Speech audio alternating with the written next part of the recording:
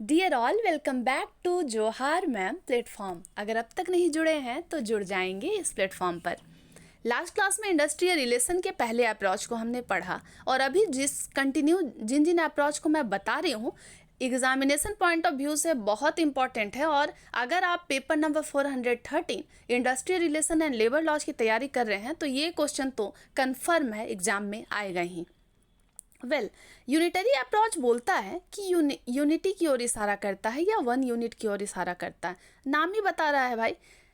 तो सोच कर देखिए कि जो लोग ऑर्गेनाइजेशन में वर्कर काम करते हैं, किसी फैक्ट्री में काम करते हैं या कहीं भी काम करते हैं, वहाँ पर जो वर्कर क्लास है, जो मजदूर वर्ग है, जो लेबर है, साथ ही मैनेजमेंट जो एम्प्लॉयर हैं, इसके अलावा जो भी मैनेजमेंट टीम से जुड़े हैं, शेयर होल्डर हैं, जो लोग पैसा इन्वेस्ट करते हैं, जो कैपिटलिस्ट पीपल हैं, उन दोनों के बीच में ये अप्रोच कह रहा है कि बहुत प्यार मोहब्बत है, कॉपरेशन है, कन्फ्लिक्ट नाम की कोई चीज़ नहीं है, क्योंकि ऑर्गेनाइजेशन एक हैप्पी फैमिली है। वैसे जब लोगों ने इस थ्योरी को पढ़ लिया, यूनिटरी अप्रोच को डीप स्टडी किया, तब उनको मालूम हुआ कि भाई ये जितना आसान लग रहा है सुनने में ना, उतना आसान है नहीं। क्यों? उसके लिए मैं कुछ आपको फैक्ट बताती हूँ।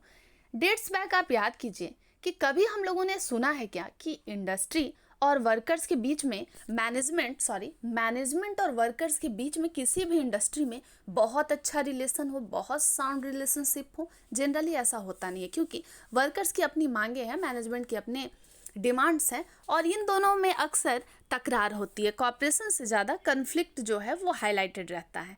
लेकिन यूनिटरी अप्रोच जो है, जो कि पैट्रियार्की सिस्टम को मानता है, पैटर्नलिस्टिक अप्रोच रखता है, वो कहता है कि ये जो वर्कर है वो मैनेजमेंट को अपने पिता के समान इज्जत देता है। और यहाँ पर जब हमारे पिता ही डिसाइड करने वाले हैं, ट्रेडिशनल कंसेप्ट है कि अगर हमारे दादाजी, हमारे घर के मुखिया, हमारे पापा जो करता है, जो घर को चलाने वाले हैं, अगर उन्होंने कुछ आदेश दे दिया तो फिर वो सिर आँखों पर। यूनिटरी अप्रोच इसी अप्रोच पर चलता है। लेकिन आप सोच कर देखिए कि कहीं ना कहीं ये अप्रोच ट्रेड यूनियन के कंसेप्ट को नकार रहा है। इसका ये मतलब है कि पापा ने जो कह दिया उसको मानना पड़ेगा, और बीच में अगर कुछ भी झंझट हो रहा है, अगर वर्कर मैनेजमेंट के बीच में लड़ाई हो रही है, तब वर्कर जो है, क्योंकि वो तो पापा है, तो वो मनमानी भी कर लेगा। तो वर्कर जो कि काम कर रहा है, वो जनरल टाइम है वर्कर के काम करने का 8 घंटे आप किसी वर्कर से काम ले सकते हैं, तो मैनेजमेंट अननेसेसरी उससे 12 घंटे 13 घंटे या ओवर टाइम करवाएगा या उसको एक्सप्लॉइट करने की कोशिश करेगा। और ये कॉन्सेप्ट कितना चालाकी से बनाया गया है, या जब ये पिक्चर में आया है कि यहाँ पर ट्रेड यूनियन है ही नहीं, मतलब क्या हम अपने पापा के खिलाफ एक शब्द बोलेंगे ही नहीं, चाहे कितनी भी पापा हमारी पिटाई कर लें। कंसेप्ट तो इंटरेस्टिंग है, लेकिन मुझे लगता है कि ये बहुत फैसिनेटिंग बातें हैं। लगता है कि हम किसी दूसरे दुनिया में हैं, जहाँ बिल्कुल राम राज्य है, कुछ भी गड़बड़ी नहीं है। ऐसा कैसे हो सकता है कि वर्कर क्लास जो है और मैनेजमेंट दोनों एक दूसरे को इस तरीके से कॉपरेट कर रहे हैं? इसी तरीके की कुछ बातें जब लोगों ने, इंटेलेक्चुअल पीपल ने सोची, तो उनको लगा कि दाल जो है थोड़ा बहुत काला नहीं है, पूरा का पूरा दाल ही काला है। वैसे जो फ्लैंडर फॉक्स जो है, एलन फॉक्स जो है, उन्होंने यूनिटरी अप्रोच को क्वाइन भले ही किया था, लेकिन वो उसके सपोर्टर नहीं थे। और उन्होंने बाद में ये बातें कही कि भाई हमने क्वाइन तो कर दिया, लेकिन इस यूनिटरी अप्रोच को इसलिए भी पढ़ना जरूरी है, समझना जरूरी है, क्योंकि प्लूरलिस्टिक कंसेप्ट की ओर हम बढ़ पाएँ, जो कि कोर है इंडस्ट्रियल रिलेशन का। बहुत ही इंपॉर्टेंट अप्रोच है जो आज की क्लास में हम पढ़ने वाले हैं।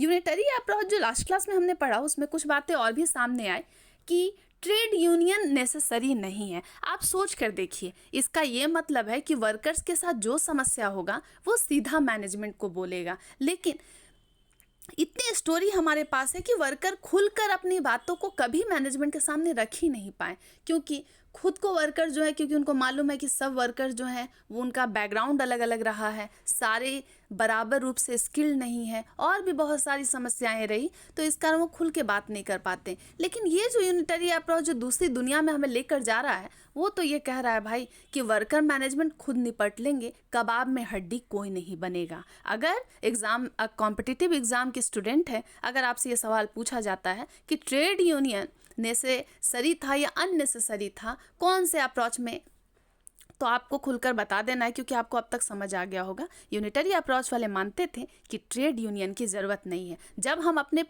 परिवार हैं, जब वर्कर मैनेजमेंट जो है एक हैप्पी फैमिली है, तो यहाँ पे बीच में किसी को हम आने देंगे क्या? कोई नहीं आएगा बीच में, जो आएगा बीच में उसकी कुटाई होगी। तो ट्रेड यूनियन की ज़रूरत नहीं है। चलिए, आज की क्लास में हम पढ़ने वाले हैं प्लूरलिस्टिक पर्सपेक्टिव या प्लूरलिस्टिक अप्रोच, या इसे ही हम कहते हैं pluralism. Well, Flanders and Fox जिन्होंने कलेक्टिव बार्गेनिंग से रिलेटेड बहुत सारी अच्छी अच्छी बातें की हैं, उनकी थ्योरीज भी रही हैं और कलेक्टिव बार्गेनिंग को वो सपोर्ट भी करते हैं, उनका ये मानना था, और वो सबसे बड़े एडवोकेट रहे हैं प्लूरलिज्म के, प्लूरलिस्टिक अप्रोच के। उनका ये मानना था कि कन्फ्लिक्ट जो है, जो निराशा है, जो असंतोष है, वो हम ऑर्गेनाइजेशन से हटा ही नहीं सकते, ये हो ही नहीं पाएगा, ये ऑर्गेनाइजेशन का पार्ट ही है। इसका ये मतलब है कि यूनिटरी अप्रोच से बिल्कुल अपोजिट है प्लूरलिस्टिक व्यू। वैसे एक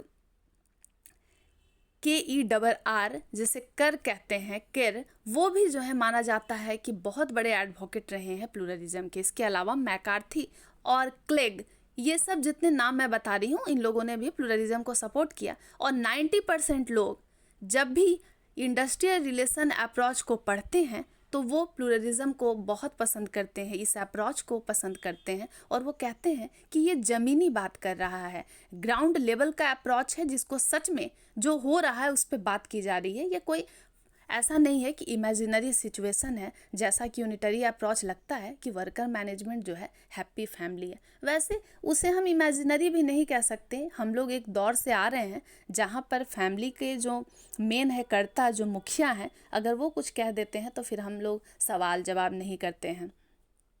प्लूरलिज्म को मानने वाले जितने भी लोग हैं, चाहे उसके सबसे मेन एडवोकेट रहे हैं फ्लैंडर एंड फॉक्स, उन्होंने यही बात को कहा कि कन्फ्लिक्ट को हम किसी भी ऑर्गेनाइजेशन से हटा ही नहीं सकते हैं, ये उसका पार्ट है, ये इनएविटेबल है, इसको हम हटा नहीं सकते हैं।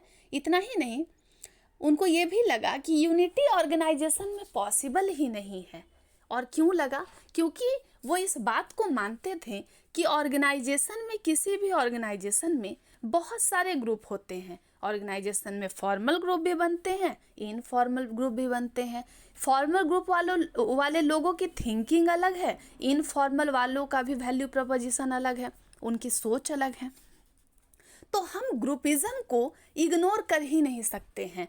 और इतना ही नहीं, उनका ये भी मानना था कि हर ऑर्गेनाइजेशन में भाई कॉन्फ्लिक्ट तो होगा ही होगा, और जहाँ कॉन्फ्लिक्ट होगा, और यहाँ पे जब यूनिटी पॉसिबल नहीं है, क्योंकि सबका ग्रुप अलग अलग है, सबकी सोच विचार, सबका ऑब्जेक्टिव अलग है। क्योंकि यूनिटरी अप्रोच तो कह रहा था कि म्यूचुअल गोल है भाई, वर्कर और मैनेजमेंट दोनों जो है एकदम समान गोल है, दोनों का ऑब्जेक्टिव सेम है। लेकिन प्लूरलिज्म को मानने वाले ये कहते थे कि यहाँ कन्फ्लिक्ट होगा भाई, हम लोगों में यूनिटी पॉसिबल नहीं है। यहाँ पर कबाब में हड्डी की एंट्री हो जाएगी, और कबाब में हड्डी कौन है?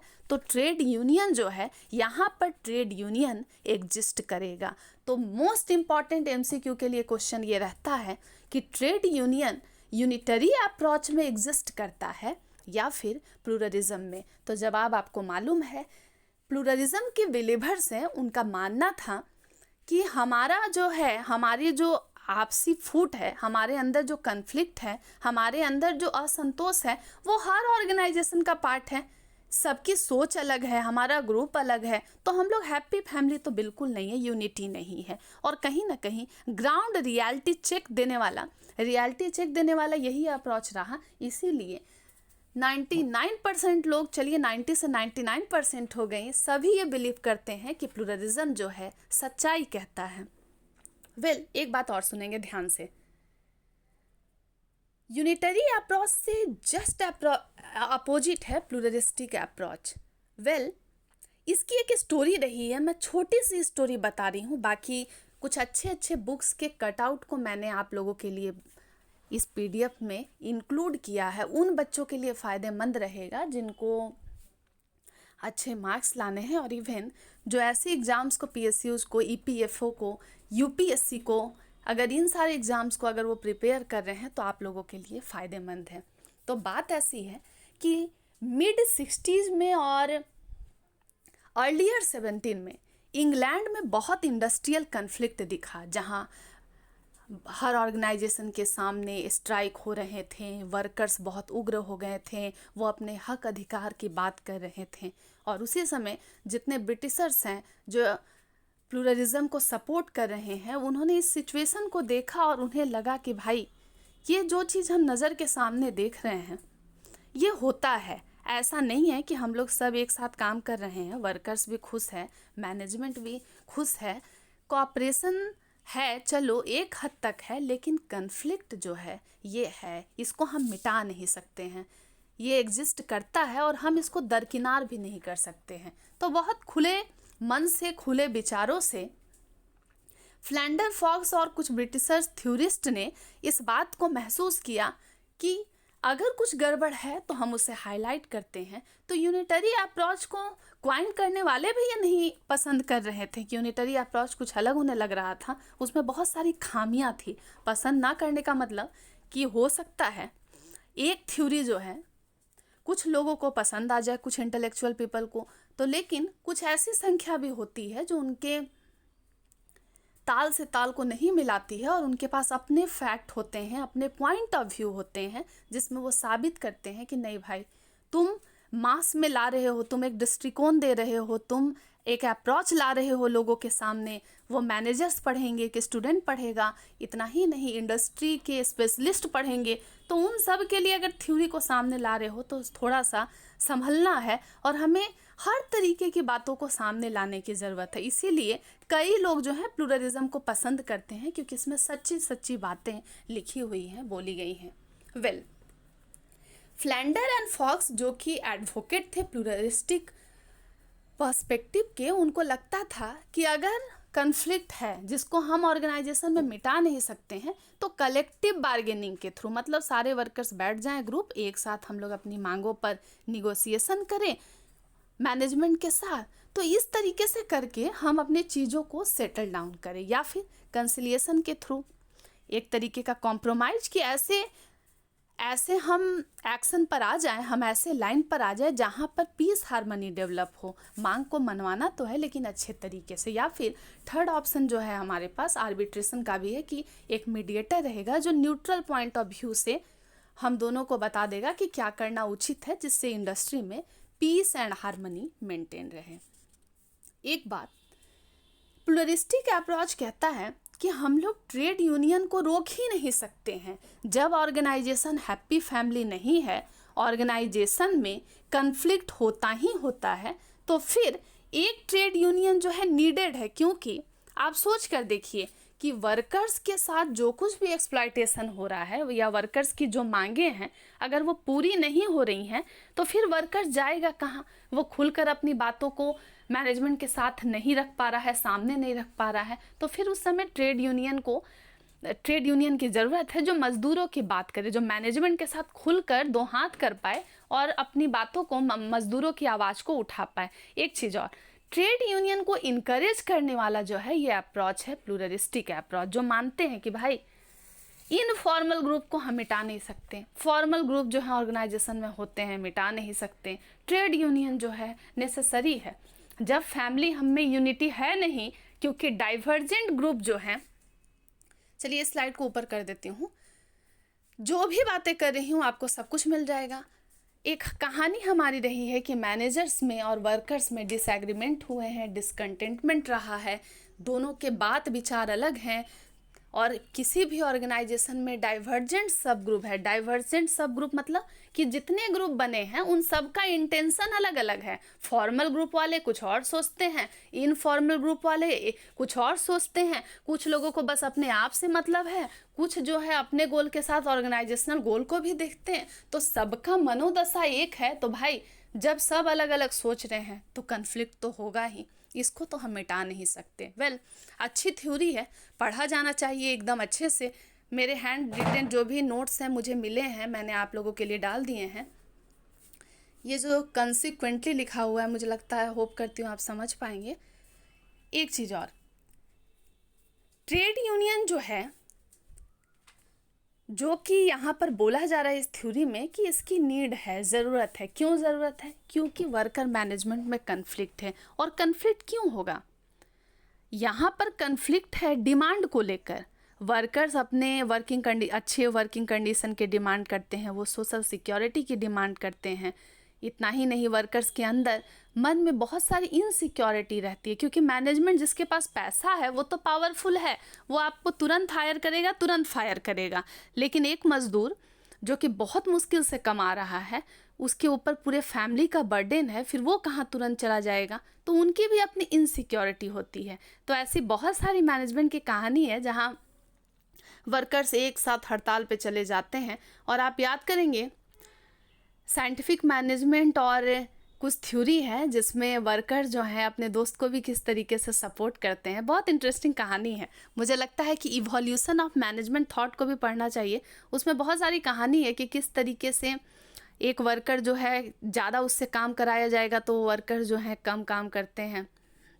और सोल्डरिंग का भी कॉन्सेप्ट जो है इसमें सामने आया था। इस टॉपिक पर अगर हम बात करें तो फ्लैंडर एंड फॉग जो कि इस थ्योरी के एडवोकेट थे, इसके अलावा बहुत लोगों ने इस थ्योरी को अप्रिसिएट किया, इनकरेज किया। वो मानते थे कि ट्रेड यूनियन जो है वो एम्प्लॉई के इंटरेस्ट को प्रोटेक्ट करने के लिए बहुत ज़रूरी है। उनका प्रेजेंस जो है बहुत इम्पॉर्टेंट है, हम उनको निकाल नहीं सकते हैं। वर्कर्स का अगर हित अधिकार का बात नहीं हुआ तो वो तो दम घुट कर वो भी मर जाएंगे। तो उनके लिए ट्रेड यूनियन का होना ज़रूरी है, नहीं तो वर्कर्स की आवाज़ दब जाएगी। कई बार ऐसा हुआ है कि वर्कर जो है अपनी हक अधिकार की बात नहीं कर पाए हैं। और प्लुरलिस्टिक अप्रोच जो है ये डायरेक्ट जो है खुलकर कह रहा है कि नहीं, कन्फ्लिक्ट होगा, ऑर्गेनाइजेशन है तो वहाँ कन्फ्लिक्ट होगा, हम उसको रोक नहीं सकते हैं। यूनिटी भाई यूनिटरी अप्रोच हम लोग के पास नहीं है। हम हैप्पी फैमिली बिल्कुल नहीं है, क्योंकि हमारे पास अपनी डिमांड है, लेबर क्लास के पास, मैनेजर्स के पास अपनी डिमांड है। उस दोनों के बीच में कॉपरेशन होते होते कई बार कन्फ्लिक्ट हो जाता है और यह नेचुरल सी बात है। देखिए, स्टेबिलिटी के लिए बस यही कहा गया है इस अप्रोच में कि मैनेजमेंट को और यूनियन को दोनों को कॉपरेट करना चाहिए कि काम हो जाए। लेकिन हाँ, ट्रेड यूनियन की ज़रूरत बिल्कुल है ताकि मज़दूरों का हक जो है, एम्प्लॉय का राइट और इंटरेस्ट प्रोटेक्ट हो पाए। कलेक्टिव बार्गेनिंग को बेस्ट मेथड बताया गया है कि सारे डिस्प्यूट का एक ही इलाज है, कलेक्टिव बार्गेनिंग। एक साथ जितने लोग हैं, जितने मजदूर हैं, सब एक साथ आए, मैनेजमेंट के साथ बात करें, प्रॉपर निगोशिएट करें ताकि काम बन जाए। इंटरेस्टिंग तो है, लेकिन आप एक बात सोचेंगे, जितनी भी चीज़ों को लिखा गया है आप पढ़ेंगे, क्योंकि मैं कुछ भी ऐसा जो है बाहर से नहीं बोल रही हूँ। इसके अलावा इस थ्योरी को मानने वाले लोग जितने भी हैं, जो बिलीवर्स हैं, उनको लगता है कि मैनेजमेंट जो है, जो काम कर रही है, जिसके पास पैसा है, अगर वो वर्कर्स को एक्सप्लॉइट कर रही है तो ट्रेड यूनियन अगर होगा तो वो उसको प्रोटेक्ट करेगा। और वर्कर्स अपनी इंडिविजुअल की लड़ाई नहीं लड़ पाएंगे। अकेला चलने से इंडस्ट्री में काम नहीं चलेगा। आपको ग्रुप में आकर के यूनियन के थ्रू अपनी बातों को मनवाना होगा, क्योंकि यहाँ लड़ाई है पैसे वाले के साथ लेबर वालों की। जिन एक के पास श्रम है, दूसरे के पास पैसा है, तो पैसे वाले का ही राज है। तो पैसे वाले के सामने अगर अकेला एक आदमी मजदूर आ गया, जिसके पास थोड़े छोटे मोटे वो जो काम कर रहा है उसके बदले उसको मॉनेटरी कंपनसेट किया जा रहा है, उतना में बस वो नॉर्मल गुजारा कर सकता है। इसमें फिर वो कानून का दरवाज़ा खटखटाएगा या फिर बाकी अलग से वो कुछ व्यवस्था नहीं कर सकता। तो इसीलिए आप देखेंगे कि दबे कुचले लोग जो हैं वो अपना एक यूनियन बना लेते हैं। इवन इतना ही नहीं, क्लास में बच्चे भी अपना एक यूनियन बना लेते हैं ताकि टीचर को परेशान कैसे रहें। तो ये तो बात हो रही है मज़दूरों की। बहुत इंटरेस्टिंग है इंडस्ट्रियल रिलेशन के अप्रोचेस। प्लुरलिस्टिक अप्रोच थोड़ा सा अलग है, थोड़ा सा जुदा है, लेकिन बात जो है हक की कर रहा है। यूनिटरी अप्रोच जो कह रहा था कि ऑर्गेनाइजेशन हैप्पी फैमिली है, ये उस बात को नहीं मानते, और ये इस बात को मानते हैं कि इंडिविजुअल मजदूर लड़ाई नहीं लड़ पाएंगे। जितने लेबर काम कर रहे हैं उनके लिए जो है ट्रेड यूनियन का होना ज़रूरी है। कन्फ्लिक्ट होगा भाई, हम तो लड़ेंगे ही। कबाब में हड्डी के लिए ट्रेड यूनियन को आना ही होगा। ये खुद बोलते हैं कि कबाब में हड्डी की ज़रूरत है, लेकिन हाँ, यूनिटरी अप्रोच जो है वो कहता है नहीं, हम अपने पापा के खिलाफ एक शब्द नहीं बोलेंगे, और कोई अगर मेरे पापा के खिलाफ बोलेगा तो उसको भी हम लोग पीट देंगे। इस कॉन्सेप्ट पर यूनिटरी अप्रोच सरवाइव करता है। वेल, एक डिफरेंस बिटवीन का एक अलग सा शॉर्ट वीडियो मैं बना दूंगी। इसके अलावा एक रिक्वेस्ट ये रहेगा कि जोहार मैम प्लेटफॉर्म के चैनल पर जाएंगे और एक है पोस्ट का एरिया, वहाँ पर मैं कुछ नोट्स भी डाल दूंगी। अगर आपको लिखना हो तो आसानी से लिखेंगे। वेल, स्टार्टिंग से दिखा देती हूँ। पहला स्लाइड ये है, दूसरा स्लाइड ये है। आप इसे जूम करके ईजिली लिख सकते हैं। मुझे लगता है हैंड राइटिंग समझ आ रही होगी। नहीं समझ आ रही है, एकदम खुल के खुले मन से, जिस तरीके से प्लूरलिस्टिक अप्रोच है, जो खुल के कह रहे हैं कि लड़ाई तो होगी भाई, कन्फ्लिक्ट तो है, हम लोग उतने अच्छे नहीं हैं, हम लोग बिना लड़े झगड़े रह ही नहीं सकते। तो प्लूरलिस्टिक अप्रोच को मानते हुए कमेंट आप भी कर देंगे। कलेक्टिव बार्गेनिंग इनका सबसे बड़ा हथियार है। और इसके अलावा बुक के कुछ बहुत सारे कटआउट हैं, मैं वो भी डाल देती हूँ। ईजिली आप इसको जूम करके लिख सकते हैं। मुझे नहीं लगता है कि इसके अलावा किसी भी चैनल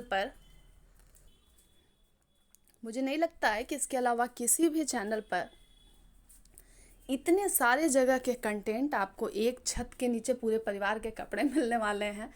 वेल, उम्मीद करती हूँ ये कंसेप्ट आपको अच्छा लगा होगा। कल के दिन हम लोग पढ़ेंगे मार्क्सिज्म, या जिसे हम कहते हैं मार्क्सिस्ट थ्योरी, या उसी को कहते हैं रेडिकल अप्रोच। ये तीन अप्रोच, यूनिटरी, प्लूरलिस्टिक और मार्क्सिज्म, एक बहुत इम्पॉर्टेंट है। इनको मेन अप्रोच भी कहा जाता है और अक्सर सवाल होते हैं।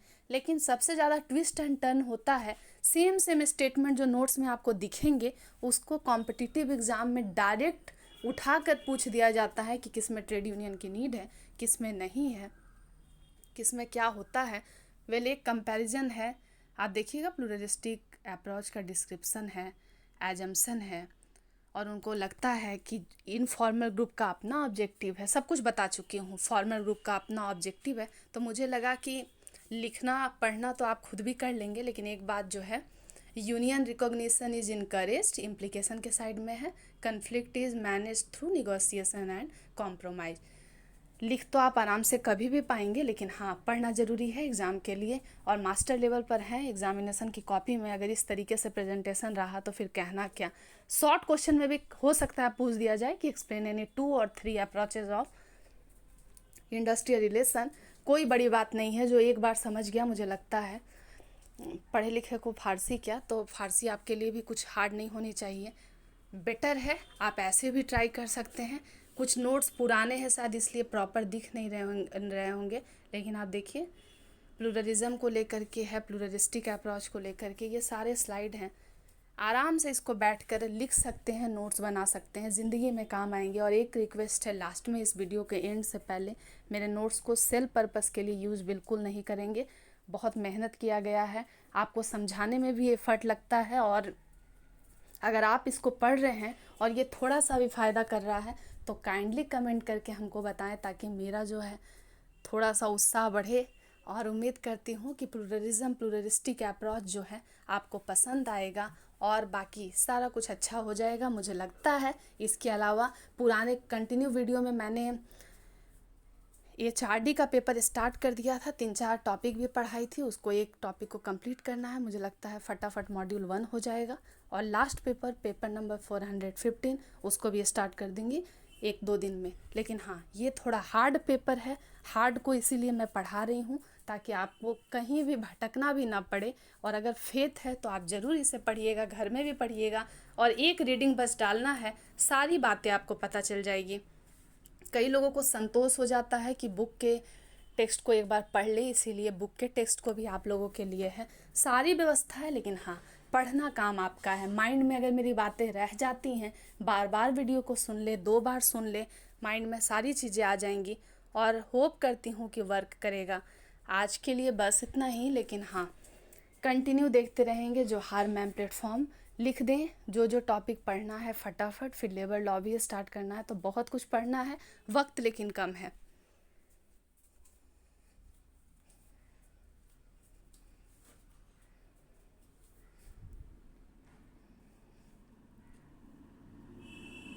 आप स्क्रीन को जूम कर सकते हैं, जूम करके आराम से पढ़ सकते हैं प्लूरलिस्ट अप्रोच को।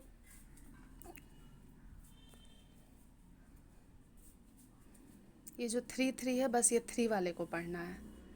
3 मुझे लगता है एक ही जो है 2 बार कट कॉपी पेस्ट हो गया है। इसके अलावा ये जो नज़र आ रहा है ये लास्ट पैरा है पूरे के पूरे थ्योरी का। डिस्पर्स्ड ग्रुप कंपेयर्ड एज, जो 3 नंबर का कंपेयर्ड टू है उसके बाद डिस्पर्स्ड ग्रुप, ये बस आप लोगों के लिए है। पढ़ेंगे, पढ़कर समझने का कोशिश करेंगे। आज के लिए फिर से इतना ही, लेकिन हाँ पढ़ें, और मुझे लगता है हर वो बात जो है जो ज़रूरी है आपके जानने के लिए वो बता दी हूँ। चलिए एक क्विक रिवीजन। प्लूरलिस्ट अप्रोच ये कहता है, जो कि यूनिटरी अप्रोच से जस्ट अपोजिट है, ये कहता है कि किसी भी ऑर्गेनाइजेशन में यूनिटी पॉसिबल नहीं है। कन्फ्लिक्ट को आप रोक नहीं सकते हैं, ये इनएविटेबल है, जिसको मिटाया नहीं जा सकता, हटाया नहीं जा सकता। किसी भी ऑर्गेनाइजेशन में ऐसा नहीं हो सकता कि वर्कर्स और मैनेजमेंट जो है वो उनका गोल ऑब्जेक्टिव सेम हो, उनका इंटरेस्ट जो है म्यूचुअल हो। क्यों? क्योंकि 2 तरीके का ग्रुप हर ऑर्गेनाइजेशन में एग्जिस्ट करता है, एक फॉर्मल ग्रुप, एक इनफॉर्मल ग्रुप, और दोनों का जो सोच है, दोनों का जो वैल्यू प्रोपोजिशन है, दोनों की जो हरकत है वो बहुत डिफरेंट है, दोनों की डिमांड एक जैसी नहीं है। तो जब 2-4 लोग इतनी सारी ग्रुप ऑर्गेनाइजेशन में है, सब डाइवर्जेंट है, तो फिर ये दोनों सब एक हैप्पी फैमिली में कैसे आ सकते हैं? मनमुटाव तो होगा ही।